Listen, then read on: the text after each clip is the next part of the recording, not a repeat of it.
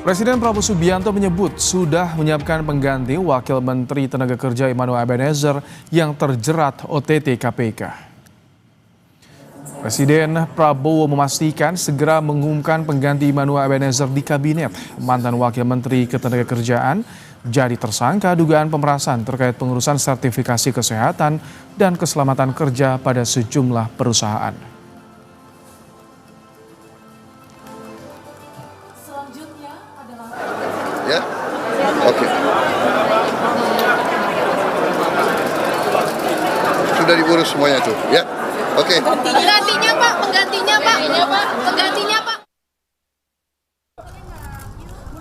Komisi Pemberantasan Korupsi terus melacak aset ex-wakil Menteri Ketenagakerjaan Immanuel Ebenezer atau Noel tersangka dugaan pemerasan.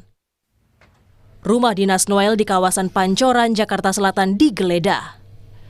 Deretan harta Noel kembali disita. Sebuah mobil Toyota Alphard hingga 4 buah ponsel di plafon rumah Immanuel Ebenezer. KPK akan minta klarifikasi alasan tersangka Immanuel Ebenezer diduga menyembunyikan ponsel di plafon rumahnya. Tim mengamankan sejumlah barang bukti elektronik dan juga aset dalam bentuk kendaraan bermotor roda 4. Dan hari ini juga langsung dibawa oleh penyidik ke K4. Ya, penyidik menemukan 4 handphone di plafon rumah yang bersangkutan. Nanti kami akan tanyakan tentunya ya dalam proses pemeriksaan apakah memang sengaja disembunyikan atau memang menaruh handphonenya di plafon. KPK menetapkan Immanuel Ebenezer bersama 10 orang lainnya menjadi tersangka dalam kasus dugaan korupsi pungutan liar sertifikasi keselamatan dan kesehatan kerja atau K3 di Kementerian Ketenagakerjaan. KPK menyebut Immanuel Ebenezer membiarkan praktik pemerasan terjadi bahkan minta jatah. Dari peran IIG itu adalah dia tahu dan membiarkan, bahkan kemudian meminta. Gitu. Jadi artinya itu proses yang dilakukan oleh para tersangka ini bisa dikatakan sepengetahuan itu oleh IG. Noel disebut KPK menerima aliran dana sebesar 3 miliar rupiah pada Desember 2024. Tim Liputan, Kompas TV. Membahas soal pengungkapan kasus korupsi yang menjerat ex-Wamenakar Immanuel Ebenezer, kita sudah bersama dengan mantan penyidik KPK Yudi Purnomo. Selamat malam Mas Yudi. Selamat malam Mas. Baik, Mas Yudi, ini ada 4 HP yang disembunyikan di plafon rumah dinas Noel. Ini informasi seperti apa sebetulnya ingin digali oleh KPK, Mas Yudi? Ya, kita tahu bahwa handphone adalah alat komunikasi masa kini. Disitulah rekam jejak terkait dengan komunikasi, aktivitas, ya jangankan seorang Noel gitu ya, kita saja semua kegiatan kita kan saat ini kan tergantung pada handphone yang kita miliki. Disitulah maka yang dicari penyidik ketika penggeledahan di rumah Noel ini itu tentu salah satunya adalah alat komunikasi. Saya nggak paham apakah KPK ketika membawa Bang Noel itu saat itu mendapatkan alat komunikasi atau tidak gitu ya. Tapi seperti yang sudah pengalaman saya, maka yang harus dicari ketika penggeledahan itulah adalah alat komunikasi. Karena di situ bisa membongkar ya lebih jauh daripada yang didapatkan dari keterangan-keterangan saksi pada saat OTT yang hanya 1 kali 24 jam kemarin. Karena Mas saat ini ya komunikasi pembicaraan melalui aplikasi misalnya WhatsApp dan sebagainya, termasuk kadang-kadang bagi orang yang sudah profesional, mereka berkomunikasi itu sudah tidak memakai aplikasi-aplikasi yang sudah umum dipakai gitu ya Mas ya. Misalnya WhatsApp, mereka pakai yang misalnya sekali komunikasi langsung destroyer sendiri pesannya. Jadi sekali lagi memang itulah yang dicari. Nah sekarang mengapa itu ada di plafon? Ya tentu itu adalah upaya untuk kemudian supaya tidak terdeteksi. Tetapi dalam proses penggeledahan, Mas ya. Kami sudah belajar penyidik gitu ya, bagaimana setiap sudut, setiap gang, bahkan kami mengetok-ngetok tembok gitu ya. Apakah di situ ada ruangan tertutup ya, yang kemudian dikelabui dengan lemari ataupun kemudian ada berangkas-berangkas. Jadi ketika penyidik Oke, kemarin Mas menemukan di Yudi. plafon, saya pikir tidak heran. Oke, Mas Ya, Yudi, Mas. kalau misalkan tadi semakin canggih aplikasi yang digunakan dalam percakapan, ini tidak menjadi kesulitan bagi penyidik. Bahkan ketika informasi digital tersebut sudah dihapus, masih bisa ditelusuri.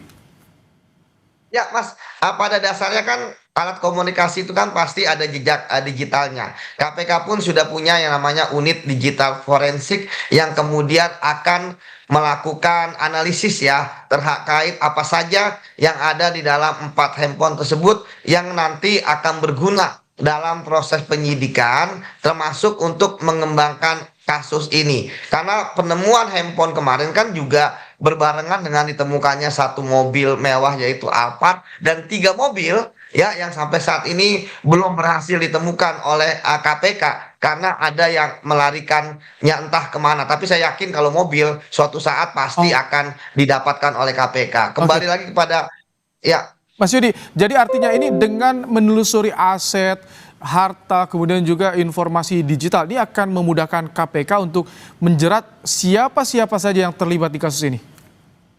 Betul, Mas. Sebagaimana kita ketahui ya bahwa saat ini kan hanya Wamen Noel ya sebagai pejabat tinggi yang berhasil ditangkap oleh KPK. Ya tentu KPK akan menelusuri kan kemarin kan waktunya 1 kali 24 jam. Jadi itu terlalu singkat. Nah, sekarang KPK punya waktu yang lama proses penyidikan sampai 4 bulan ya karena masa penahanan bagi Bang Noel ini kan 4 bulan. Jadi selama 4 bulan ini KPK harus menelusuri dari berbagai macam alat-alat bukti yang dimiliki termasuk tadi udah mempunyai 4 barang bukti. Saya pikir ini menarik juga ya. Apakah 4-4 itu punya Bang Noel atau punya yang lain, ajudan dan lain sebagainya. Nah, tapi bagi saya kalau misalnya 4-4-nya punya Bang Noel, tentu ada komunikasi-komunikasi khusus ya. Yang ada pengalaman saya kalau ada seorang pelaku tindak pidana korupsi mempunyai handphone lebih dari satu, ya tentu ada handphone-handphone yang mungkin isinya nggak banyak, tetapi isinya itu adalah penting dan rahasia. Sehingga tadi saya katakan mereka mempunyai 4 handphone, artinya minimal nomornya ada 4. Entah itu nomor Indonesia ataupun nomor asing. Terkadang banyak pejabat yang nomornya nomor luar negeri, Mas, untuk menghindari penegak hukum bisa menyadap komunikasi mereka. Begitu, Oke. Mas. Ini kan Ketua KPK bilang diduga dilakukan sejak tahun 2019. Artinya jika terbukti pejabat di era tersebut juga harus diperiksa dong, Mas Yudi ya? Oh, sangat Mas, harus wajib. Karena kita tahu kan kalau bicara tentang tempus yang OTT ini kan tempusnya hanya bicara dengan jabatan Bang Noel kan hanya sampai Desember sampai Agustus dia kena OTT. Artinya hanya sekitar 8 bulan Mas ya. Tetapi sebelumnya dari 2019 itu kan 5 tahun ya kan sampai periodenya berakhir. Artinya tentu KPK kita desak ya untuk kemudian menelusuri ya bukan hanya di periode saat ini tapi periode sebelumnya karena jangan-jangan ya periode sebelumnya itu lebih banyak uang yang kemudian berhasil didapatkan dari hasil memeras perusahaan dan buruh. Kenapa? Karena pertama berlangsung selama 5 tahun. Kemudian yang kedua pada saat itu adalah awal-awal dimulainya sertifikasi K3 ini, artinya kan semua akan berbondong-bondong. Nah, sementara kalau saat ini yang kita tahu jumlahnya 81 miliar, itu bisa jadi ya ini kan hanya tinggal apa namanya ampas-ampas sisa-sisanya aja gitu kan Mas dari yang sebelumnya. Yang saat ini aja kita bisa lihat bagaimana Bang Noel bisa dapat 3 miliar dan kemudian mobil Ducati. Nah, terkait dengan Alphard dan 3 mobil yang hilang, kita masih belum dapat gambaran apakah itu terkait dengan sertifikasi K3 atau ya bisa jadi penerimaan-penerimaan dari kasus-kasus korupsi yang lain. Itu sebabnya saya selalu mengatakan Bang Noel adalah kunci, dia adalah bisa menjadi justice kolaborator kalau dia mau begitu, Mas. Mas Yudi, tapi ini KPK bilang ada pembiaran dari Noel. Dia tahu ada pemerasan, tapi justru malah minta jatah. Ini jeratan hukum seperti apa sih yang pantas agar ada efek jerah? Ya, saya pikir hukuman bagi Bang Noel ya harusnya maksimal ya, walaupun dalam beberapa kesempatan beliau ingin ada hukuman mati bagi koruptor, tapi kan ternyata dia amnesti gitu ya, mintanya kepada presiden. Tapi bagi saya tentu KPK harus memaksimalkan hukuman bagi Bang Noel. Kenapa? Karena tanpa adanya ya persetujuan dengan menerima uang yang dianggap sebagai upeti dari anak buah mereka yang memeras buruh dan perusahaan terkait sertifikat K3 ini, tentu tindak pidana korupsi itu tidak akan terjadi. Yang terjadi adalah malah tahu, paham, membiarkan, dan malah minta bagian atau minta jatah yang kemudian untuk biaya renovasi rumah ataupun buat motor. Jadi memang bagi saya hukuman maksimal sangat penting ya bagi seorang wakil menteri ya, supaya efek jerak bagi yang lain. Kalau hukumannya ringan, ya tentu ya bisa cepat keluar juga dari penjara, yang kita tahu bahwa bisa jadi dia nanti dapat pembebasan bersyarat. Begitu, Mas. Ini bicara soal RUU perampasan aset kan belum kelar juga nih di DPR, Mas Yudi. Apakah penindakan di KPK ini artinya tidak akan jadi efek jerak? Karena ternyata makin banyak aja kasus korupsi yang bisa diungkap saat ini. Betul, Mas, tanpa undang-undang perampasan aset misalnya terhadap Bang Noel ini, maka KPK hanya bisa ya mengenakan uang pengganti sebagai pidana tambahan ya, itu berdasarkan apa yang Bang Noel terima dalam kasus misalnya sertifikat K3 ini. Sementara kalau hasil-hasil lain ya yang belum bisa berhasil dibuktikan oleh penyidik, itu penyidik nggak bisa melakukan penyitaan ataupun perampasan aset. Jadi sekali lagi memang inilah yang harus diketahui oleh masyarakat, bahwa tanpa adanya undang-undang perampasan aset, pemberantasan korupsi adalah peluru hampa. Karena apa? Karena dia hanya bisa menyasar apa yang berhasil dibuktikan oleh penyidik dalam perkara yang sedang ditangani oleh penyidik. Kalau penyidik tidak mampu mendapatkan bukti adanya perkara lain, adanya penerimaan dan sebagainya, maka uang pengganti itu tidak akan bisa dikejar oleh penyidik. Itulah sebabnya maka koruptor